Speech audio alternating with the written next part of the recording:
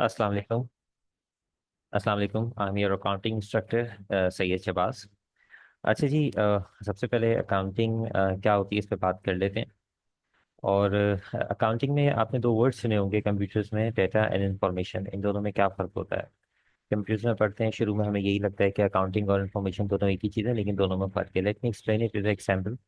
ये left hand side पे आप देख रहे हैं कुछ टैब्स बने हुए हैं, ठीक है। फॉर एग्जांपल, अगर आप एक कोचिंग सेंटर में काम कर रहे हैं और आपके पास क्यूरीज आती हैं और आपके पास एक जर्नल पड़ा हुआ है या आपके पास फॉर्म है, तो आप उस पर इनिशियल इन्फॉर्मेशन जो भी आपके पास वर्किंग स्टूडेंट आता है, आप उसकी इन्फॉर्मेशन जो है वो उससे एक्वायर करके उसको नोट डाउन करते हैं, फिर उसको फॉलो अप करते हैं। तो आपके पास डिफरेंट स्टूडेंट्स आ रहे हैं, उनके नाम लिखे हुए हैं आपके सामने, एज ग्रुप लिखा हुआ है, उनके प्रेफर्ड सब्जेक्ट लिखे हुए हैं, कॉन्टैक्ट नंबर लिखा हुआ है, अगर पॉसिबल हो तो उनका स्कूल या कॉलेज या वो प्राइवेट कैंडिडेट है, सारी इन्फॉर्मेशन आप उनसे कलेक्ट करते हैं। लेकिन वो इन्फॉर्मेशन एक्वायर्ड करने के बाद या रजिस्टर में लिखने के बाद आप क्या करते हैं? जाहिर सी बात है कि आप उनको 3-4 दिन फॉलो अप करेंगे, और फॉलो अप करने के बाद जो है वो कुछ भी नहीं होगा, अगर या तो वो आ जाएंगे या वो नहीं आएंगे, ठीक है।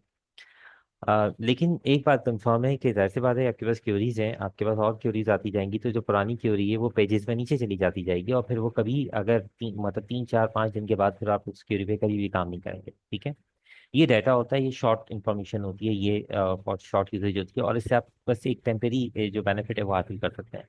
लेकिन अगर इसी इंफॉर्मेशन को अगर आप अपने राइट हैंड साइड पे देखें, एक कंप्यूटर शीट जो है उसके अंदर अगर आप उसको रिकॉर्ड कर दें, ठीक है, और एक एक्सेल की जो फाइल है आप वो बना दें, तो उसके बाद आपको बहुत सारे बेनिफिट्स मिल जाएंगे, ठीक है। वो क्या बेनिफिट्स हैं आपके पास? आपको पता चल जाएगा कि जो आने वाले बच्चे हैं उनका एज ग्रुप क्या है, उनके स्कूल्स कौन से हैं, उनके प्रेफर्ड सब्जेक्ट्स कौन से हैं, ठीक है। कौन से सब्जेक्ट है जिसकी क्यूरीज आपके पास जो है वो सबसे ज़्यादा है, और कौन सा वो सब्जेक्ट है जो कि आपके पास लीस्ट, जिसकी जो क्यूरीज हैं वो आपके पास मौजूद है, ठीक है। तो ये सारी इंफॉर्मेशन जो है ये आपको यहाँ से पता चलेगी, नंबर ऑफ स्टूडेंट्स पता चल जाएंगे आपको, ठीक है, कि कितनी क्यूरीज आपके पास जनरेट हुई थी, ये तमाम बातें आपके पास आ जाएंगी, उनका एज ग्रुप आपके सामने आ जाएगा। तो जाहिर सी बात है, एक शीट के ऊपर कहाँ आपके पास अलग अलग पेजेस थे और आप उसको यूटिलाइज नहीं कर सकते थे, और कहाँ आपके पास सेव एक जो है ना इंफॉर्मेशन आ गई है, और विद सिंगल क्लिक आप स्क्रीन पे उसको एनालाइज कर सकते हैं, अपनी डिसीजन मेकिंग कर सकते हैं। ये फर्क है आपके पास डेटा और इन्फॉर्मेशन। अब ये जो आपके पास डेटा है, जाहिर सी बात है इन्फॉर्मेशन की, अगर मैं इसको अकाउंटिंग में कन्वर्ट करूँ, तो हमारे पास इन्फॉर्मेशन जो रिक्वायर्ड हमें वो है income statement and balance sheet, ठीक है। और जो डेटा है वो हमारे पास होती है ट्रांजेक्शन। लेकिन ट्रांजेक्शन्स जो है वो ऑटोमेटिकली इंफॉर्मेशन में कन्वर्ट नहीं होंगी। इंफॉर्मेशन के बेनिफिट्स यहाँ पे लिखे हुए हैं, कंसाइज होता है, एक्यूरेट होता है, सबसे बड़े बात की डिसीजन मेकिंग में आपके लिए हेल्पफुल होता है, ठीक है। डिसीजन मेकिंग टूल होता है आपके पास क्या। अब अगर ये डाटा इंफॉर्मेशन में कन्वर्ट कैसे होगा, तो ऐसी बातें कंप्यूटर्स में भी पढ़ते थे कि आप इसको प्रोसेस करेंगे, तो डेटा को प्रोसेस करेंगे तो इन्फॉर्मेशन बन जाएगी। जो प्रोसेस है ना, ये अकाउंटिंग है।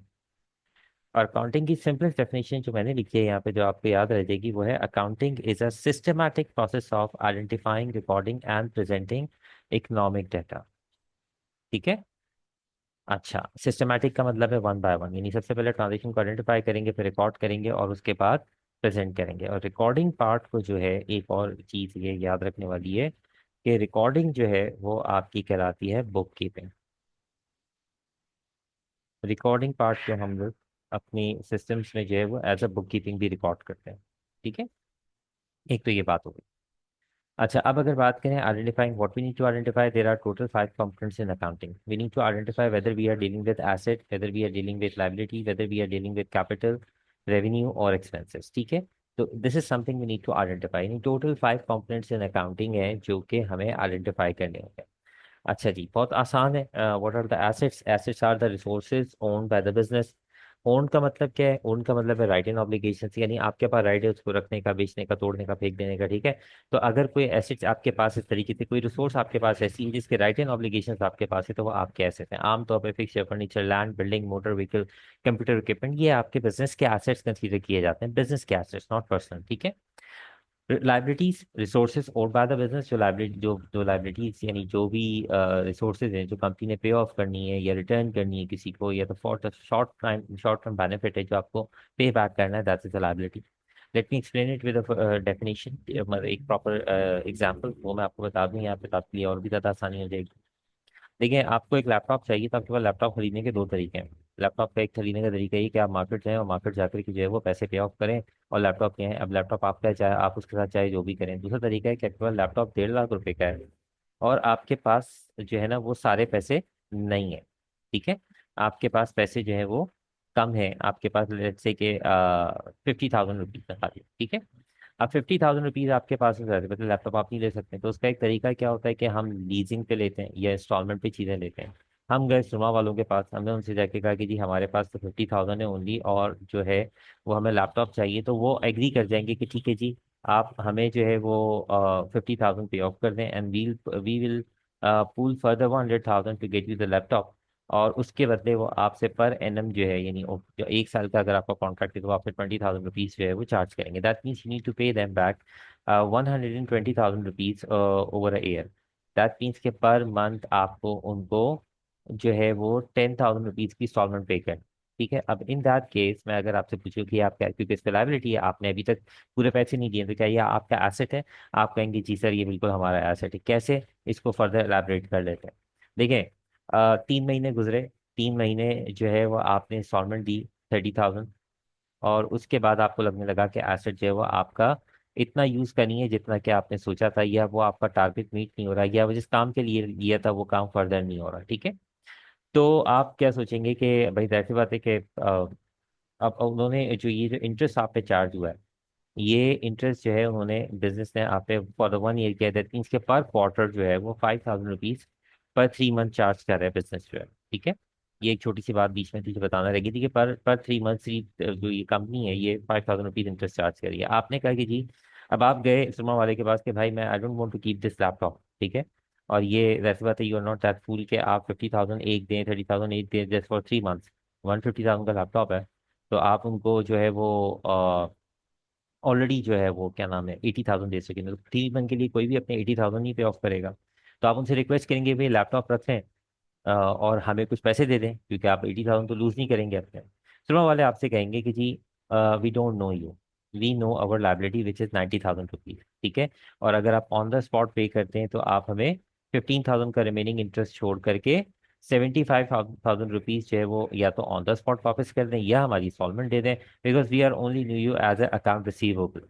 और जो एसेट है, जो लैपटॉप आपके पास है, वो आपका एसेट है। तो यहाँ पे क्लियर हो गया कि इस तरह का एसेट जो है वो आपका एसेट है, क्योंकि आपके पास राइट है। वो कहते हैं जी आपने अगर नहीं रखना है तो आप उसको OLX पर सेल कर दें, 120,000 में सेल कर दें, हमारे 75 हमें वापस कर दें, बाकी आप रख लें। ठीक है, जितने में भी सेल हो आप अपने पैसे रिकवर कर लें। सो दैट प्रूव्स के जो इस तरह का एसेट होता है लीजिंग वाला भी, और जिसकी लाइबिलिटी आपने पे ऑफ करनी है वो भी आपका एसेट है। तो जी ये एक परफेक्ट एग्जांपल थी to elaborate assets and liabilities के क्या होते हैं। ठीक है, now, we need to jump on before I complete this exercise जो नीचे मैंने एक एग्जांपल के तौर पे लिखी है। I want to jump on the capital. That what is capital? Now, capital are the resources invested and left in a business by the owner. ये एग्जांपल आपने, ये डेफिनेशन आपने कई दफा सुनी होगी, बहुत दफा पढ़ी होगी, लेकिन समझी नहीं होगी। Let me explain it to you. ठीक है, capital R the resources invested and left in a business by the owner. ये तो डेफिनेशन हो गई, इसकी एलैबोरेशन क्या है, इसको समझेंगे कैसे। ठीक है, देखिए ये एग्जांपल है आपके सामने। एक साहब है और उनका नाम मिस्टर बाकू है। और मिस्टर बाकू जो है वो एक रिटायर्ड पर्सन है या जॉबलेस पर्सन है, उनके पास 50,000 की जो है वो सेविंग। ठीक है, and now what he want कि वो चाहते हैं कि कोई बिजनेस कर लें। बिजनेस उन्होंने सोचा कि बिजनेस क्या करें, तो उन्होंने बिजनेस बेकरी के बारे में खोलने का सोचा। ठीक है, अब ये यहाँ पे ही इज द ओनर।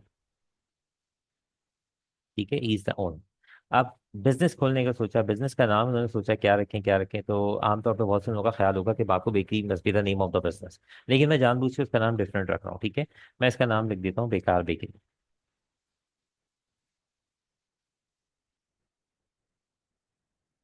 अब बेकार बेकरी जो है वो अभी तक ऑपरेटिव नहीं है, क्योंकि पैसे बाकू साहब के पास पड़े हैं। ठीक है, और बाकू साहब के पास पड़े हुए हैं, और बाकू साहब ओनर है। ठीक है, अब ओनर जो है, जब बिजनेस तब तक नहीं चलेगा जब तक जो ओनर साहब है वो अपने पैसे जो है वो बिजनेस को ट्रांसफर नहीं कर देते। ठीक है, तो ये इन्होंने क्या किया बाकू साहब ने कि अपने पैसे जो 50,000 थे वो बिजनेस को ट्रांसफर कर दिए। ठीक है, उन्होंने अपने पैसे बिजनेस को ट्रांसफर कर दिए। जैसे ही वो ये पैसे ट्रांसफर करेंगे, दो चीज़ों के लिए एक एक कॉन्सेप्ट एक्टिवेट हो जाएगा। That business is a separate entity from its owner. Entity का मतलब है सेपरेट पर्सनालिटी एग्जिस्टेंस, ठीक है। आपने बहुत सारे बिजनेस का नाम सुना होगा लेकिन उनके ओनर्स का आपको नहीं पता होगा। फॉर एग्जाम्पल कि अगर आप यूनाइटेड किंग बेकरी से कोई सामान परचेज कर रहे हैं, ठीक है, और वो खराब निकलता है और आप सोचते हैं कि उनका मुझे केस करना चाहिए, तो आप ओनर पे केस नहीं करेंगे, आप बिजनेस पे केस करेंगे, क्योंकि everyone knows business and business is a separate identity. मतलब आप ऐसे समझ लें कि mister Baku is person one and Bekar bakery is person two. अब आपका यहाँ पे सवाल होगा कि सही सर, लेकिन ओनर तो बाकू साहब ही हैं, बाकू साहब का एसेट है, नो डाउट बाकू साहब का एसेट है, ठीक है, नो डाउट बाकू साहब का एसेट है। और सर वो बिजनेस भी तो उसी का है, तो ये एक ही कैसे, ये दो लोग कैसे हुए? तो हम कहेंगे भाई ये दो सेपरेट पर्सनालिटीज हैं। हमें जो अकाउंटिंग परफॉर्म करनी है, जो हमें अकाउंटिंग परफॉर्म करनी है, वो हमें बिजनेस की करनी है। We are not suppose to perform accounting of mister Baku. हमें बेकार बेकरी की अकाउंटिंग करनी है, तो हम बेकार बेकरी को जानते हैं। वी आर ओनली कंसर्न, ठीक है, वो उसके ओनर हैं, ये बात हमारे सबकॉन्शियस में किसी जगह पे है कि इसके ओनर डायरेक्टर जो है वो मिस्टर बाकू हैं, लेकिन हमें अकाउंटिंग जो है वो बेकार बेकरी की करनी है। तो they are two separate personalities. अब जब वो पैसे अपने देंगे तो उनके पास तो पैसे रहे नहीं, बिजनेस के पास पैसे आ गए, ठीक है। बिजनेस के पास पैसे आ गए तो बिजनेस का कैश बन गया। जब बिजनेस का कैश बन गया तो ये business is a separate entity. तो बिजनेस ने किससे पैसे लिए हैं? बिजनेस से पैसे लिए हैं मिस्टर बाकू से। अब मिस्टर बाकू से अगर पैसे ले सकते हैं तो मिस्टर बाकू को पैसे वापस दिए भी तो जा सकते हैं। फॉर एग्जाम्पल बिजनेस सही तरीके से रन नहीं करेगा तो मिस्टर बाकू बिजनेस से कहेंगे भाई मुझे बिजनेस के पैसे वापस कर दो, अपने एसेट्स बेचो। बिजनेस से कहेंगे एक मतलब एक समझाने के लिए कि बिजनेस से वो अपने पैसे, बिजनेस के एसेट्स सोल्ड आउट करेंगे और अपने पैसे वापस रिकवर करेंगे। तो अगर पैसे बिजनेस के एसेट्स हैं तो ऑन द सेम टाइम एक लाइबिलिटी, बिजनेस पे एक लाइबिलिटी जनरेट हो रही है कि भाई 50,000 हमने ओनर से लिए और कभी ना कभी उसको वापस करने हैं। जब उसको वापस करने हैं तो लाइबिलिटी है, लेकिन ओनर्स की लाइबिलिटी है, देखो owners liability must be known as capital. ये जो कैपिटल है it is a simple liability, लेकिन इसकी नेम प्लेट लाइबिलिटी इसलिए क्योंकि ये इन्होंने ओनर से एक्वायर्ड किए। ओनर से जो पैसे आएंगे वो कैपिटल कहलाएंगे, आउटसाइडर से जो आएंगे वो लाइबिलिटी कहलाएंगे। है दोनों लाइबिलिटी। ये कॉन्सेप्ट समझ में नहीं आता, बहुत सारे सवाल क्लास में इस किस्म के आते हैं हमारे पास कि भाई सर ये जैसे फर्ज करें कि आप कॉन्सेप्ट आम लोग उसे सुनते होंगे। कुछ लोग होते हैं, आप उनसे पूछे जी आप कौन है बिजनेस में, तो कहेंगे जी हम ओनर हैं, पूरा बिजनेस हमारा है। जो थोड़े पढ़े लिखे लोग होंगे, थोड़ा ज्यादा जानते होंगे, वो कहेंगे जी हम डायरेक्टर हैं। जो थोड़ा और ज्यादा मतलब और लोग जो होंगे, कुछ और लोग कहेंगे जी हम इन्वेस्टर हैं। कुछ लोग और कहेंगे कहेंगे जी हमारी इन्वेस्टमेंट है बिजनेस के अंदर। They will not use the word of owner for themself, ठीक है। तो लेकिन अब ये कॉन्सेप्ट क्लियर हो गया कि ये टू सेपरेट बॉडीज है। पहले तो ये समझने की कोशिश करें कि ओनर और बिजनेस अलग अलग है, और ओनर ने जो बिजनेस को पैसे दिए हैं वो बिजनेस पर लायबिलिटी है, और बिजनेस उसको एज अ कैपिटल रिकॉर्ड करेगा बीइंग अ लायबिलिटी। बट उसकी जो नेम प्लेट होगी वो कैपिटल होगी, क्योंकि नोटों पे तो लिखा नहीं है कि पैसे किसने दिए हैं। तो वो उसको उसका सेक्शन काउंट करेंगे कि ये कैपिटल है। Let me explain it further. अब जाहिर सी बात है बिजनेस चलेगा तो नहीं जब तक कि बिजनेस में फर्दर वैसे वैसे पैसे आ गए, बिजनेस नहीं चलेगा उससे खाली। बिजनेस को पैसे खर्च करने पड़ेंगे। बिजनेस ने अपने पैसे खर्च कर दिए और बिजनेस से परचेज कर लिया, बिजनेस से परचेज कर लिए इक्विपमेंट, क्योंकि किचन बेकरी है तो इक्विपमेंट चाहिए कुकिंग के लिए या बेकिंग के लिए। बिजनेस से जो है इक्विपमेंट लिया 20,000 का। बिजनेस से जो है वो फिक्सचर्स एंड फर्नीचर के ऊपर जो है फिक्सचर्स एंड फिटिंग्स के ऊपर पैसे खर्च कर दिए लाइक 8,000। बिजनेस से जो है वो मोटर व्हीकल परचेज कर लिया फॉर लाइक 12,000, क्योंकि वो रिक्वायर्ड है डिलीवरीज के लिए। बिजनेस को स्टॉक की जरूरत थी, बिजनेस ने स्टॉक परचेज कर लिया क्योंकि स्टॉक चाहिए होगा प्रोडक्शन के लिए, तो बिजनेस स्टॉक भी ले लिया। अब बिजनेस के पास जो है वो पैसे पूरे 50,000 जो है वो बिजनेस ने अपने स्पेंड कर दिए। अब बिजनेस के पास फर्दर पैसे नहीं है कि बिजनेस जो है वो रन कर सके। तो बिजनेस ऐसे बताया ओनर के पास जितने पैसे थे वो दे चुके। अब इस सिनारियो में जो है वो हमारे पास पैसे फर्दर कहाँ से आएंगे? हमें बैंक बेल आउट करेगा, ठीक है। बैंक ने कहा जी हम आपको पैसे पे ऑफ करते हैं, और बैंक ने हमें लेट से कैश प्रोवाइड कर दिया है $15,000 का। अब ये जो $15,000 है ये लाइबिलिटी, क्योंकि ये आउटसाइडर से है। ये 15,000 जो है ये हमारे पास एज अ लाइबिलिटी, ठीक है। But on the top of that, अगर आप देखें, अगर इसको सिचुएशन को थोड़ा सा एनालाइज करें, तो it seems like a mathematical expression, left hand side right hand side. तो आप देखेंगे ऑल द टाइम ये जो लेफ्ट हैंड साइड है this will always be equal to right hand side. और हमारे पास इस वक्त इन दोनों का टोटल जो है वो 65,000 आ रहा है।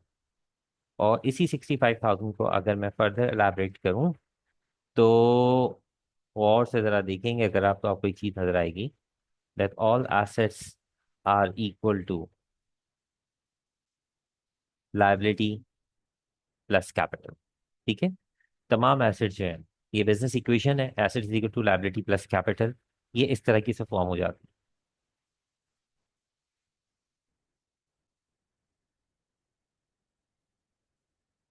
ये हमारी बिजनेस की बैलेंस शीट की भी इक्वेशन है, ठीक है।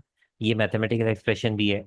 और ये इससे ये भी साबित होता है कि जब बिजनेस स्टार्ट होगा तो सबसे पहली ट्रांजेक्शन जो होगी वो क्या होगी, कैपिटल इन्वेस्टमेंट होगी बिजनेस के अंदर। ओनर अपनी इन्वेस्टमेंट जो है वो कन्वर्ट जो है प्लेस करेगा बिजनेस के अंदर as a liability in the name of capital, और जिससे बिजनेस में एसेट रेज होंगे और फिर आगे का कारोबार जो है वो चलेगा, ठीक है। Now jump on to the next point कि जो एक्सरसाइजेस की अगर हम बात कर लें, तो सबसे पहले क्योंकि जो जो लोग लर्निंग कर रहे हैं, जिनके पेपर होने वाले हैं, जाहिर सी बात है कि ये वो पॉइंट्स हैं जो अगर आपको नहीं आते होंगे तो आप पेपर अटेम्प्ट नहीं कर सकते हैं, ठीक है। बहुत सारे हम बहुत जगहों पे आगे पहुंच जाते हैं, लेकिन हमारी वीकनेसेस यहीं पे स्टे करती हैं। तो इसको थोड़ा सा स्ट्रॉन्ग कर लें। सबसे पहले ये देखने में बहुत ही आम सी एक्सरसाइज है, बट इट्स रियली इंपॉर्टेंट। सबसे पहले एसेट लायबिलिटी का जो कॉन्सेप्ट है उसको क्लियर करें कि वो क्या होती है, ठीक है।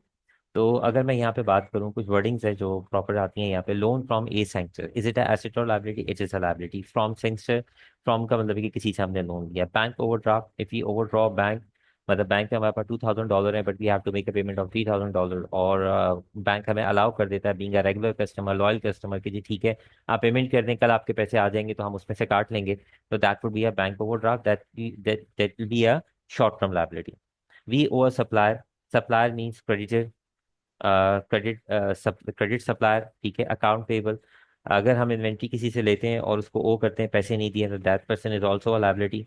Inventory of goods held for sale is a asset. Inventory stock also a very common word for the inventory, ठीक है।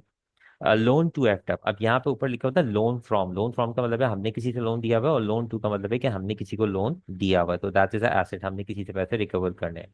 Motor vehicle asset, owing to bank. अच्छा ये बड़ा खतरनाक पड़ गया यहाँ पे, मैं इसके एक्सप्लेनेशन में आपको यहाँ पे इस तरीके से दूं। ये ओन, ओड, बल्कि ज्यादा कंफ्यूज नहीं करते हैं, ओ और ओड, ये बड़े खतरनाक वर्ड्स हैं, ठीक है। ये जगह जगह पे हमें तंग करते हैं। और just hold down, just hold down.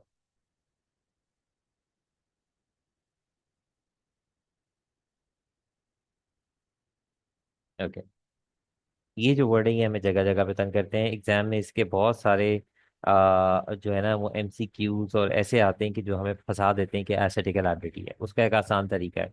England में एक टर्म हुआ करती थी पहले, शायद अब तो कंप्यूटराइज और हो गया है, IOU। ओ के मतलब होते हैं लायबिलिटी, किसी को पे ऑफ करना। और इसको इस तरह लिखा जाता था पहले, IOU। IOU का मतलब है आप किसी से कह रहे हैं कि मैं आपको ओ करता हूँ, IOU a dinner, IOU a favour, मैंने आपको आपका रिटर्न, फेवर का जो रिटर्न है वो आपको लौटाना है, मैंने आपको डिनर करवाना है। लाइबिलिटी जो जो आपने पे ऑफ करनी है, ठीक है। यू ओ मी, मतलब आप मुझे ओ करते हैं, आपने मुझे कुछ देना है, तो ये यू ओ मी जो है ये this is asset and this is liability, ठीक है। ये दो लफ्ज आप किसी भी जगह पे प्लेस कर दें तो आपको अंदाजा हो जाएगा कि आप किस चीज से डील कर रहे हैं, ठीक है। ये जगह जगह पे ये MCQs जो है ये पेपर में कभी कभार इस किस्म के आ जाते हैं जहाँ पे रेडी स्टकअप हो जाते हैं, और इंशाल्लाह ताला मैं आपको पेपर इसके बाद जब आगे सेशन है उसमें जरूर दिखाऊंगा। ओइंग टू बैंक का मतलब है कि हम बैंक को करते हैं, हमने बैंक को पे ऑफ करना है, इट्स अ लायबिलिटी, ठीक है। हालांकि ये टू वाला फॉर्मूला यहाँ पे जो बैंक के केस में है, वो फेल हो जाएगा। देखें, हम बैंक में पैसे रखवाते हैं, हम तो वैसे ही बैंक के क्रेडिटर होते हैं, हम बैंक के सप्लायर होते हैं, बैंक की लायबिलिटी होते हैं, लेकिन बैंक हमें कभी ये नहीं कहता कि जी sir you are liability to us. Bank कहता है जी आप हमारे कस्टमर हैं, लेकिन आप बैंक से पैसे लेने जरा लोन, तो बैंक आपको 10 दफा बताएगा कि जी आपने लोन पे बैक करना है और हम आप पर लायबिलिटी है, ठीक है। प्रेमिसेस, प्रेमिसेस मींस के किसी काम करने मतलब किसी भी वर्किंग प्लेस की जो लैंड एंड बिल्डिंग मिला करके जो है वो प्रेमिसेस कहलाती है, कवर्ड एरिया, ठीक है। तो एक तो ये चीज हमारे पास हो गई क्लियरिटी। ये एसेट्स हो गए।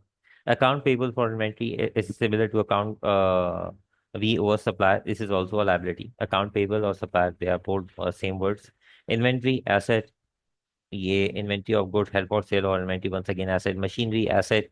अकाउंट रिसीवेबल, अकाउंट रिसीवेबल के दो तीन नाम है, इनको हम डेटर्स, डी साइलेंट होता है यहाँ पे, डेटर्स भी कहते हैं, इनको हम क्रेडिट कस्टमर्स भी कहते हैं, ठीक है। This is also asset. ठीक है, तो ये टर्मिनोलॉजी हमारे पास आ गई। इसके बाद हमारे पास जो है वो अगर आप देखें तो ये इससे पहले कि मैं नेक्स्ट टॉपिक पे जंप करूं, यहाँ हमारे पास जो है एक आप देखिएगा कि हमारे पास जो ये चार्ट बना हुआ है और ये अकाउंटिंग इक्वेशन है और ये एग्जाम में भी आती है, जरा डिफरेंट शेप में आती है लेकिन आती है। ऊपर वाली अकाउंटिंग इक्वेशन है, इसकी एक्सरसाइज है ये, asset equal to liability plus capital. अगर आपके पास कैपिटल मिसिंग है तो आप मैथमेटिकल वे में लायबिलिटी को अगर आप लेफ्ट हैंड साइड पे ले जाएंगे तो वो एसेट से माइनस हो जाएगी और आपके पास कैपिटल की वैल्यू जो है वो आ जाएगी। Let me solve it for you. तो इट्स गोइंग टू बी 55,000, और उसमें से अगर आप लाइबिलिटीज माइनस कर लें जो कि राइट हैंड साइड पर हैं, अगर आप लेफ्ट हैंड साइड में लेके जाएंगे तो वो नेगेटिव चार्ज के साथ आ जाएंगी। तो उसमें से आप माइनस कर लें, मैं यहाँ पे आपके पास माइनस कर लें, इट विल बी 38,100।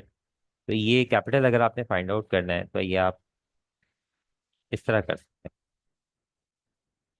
तो नाउ इट्स 38,100 और ये रूल सब पे अप्लाई होगा। In next term we need to find out asset. तो इक्वेशन सामने है आपके, लाइबिलिटी और कैपिटल को आप ऐड कर दें, 17,200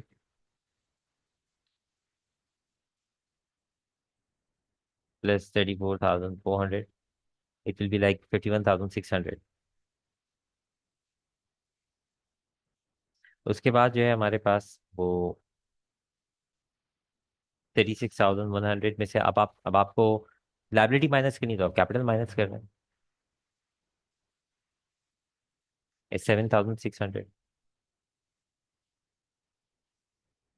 Then we need to find out once again capital. It's 119 assets minus 15,400.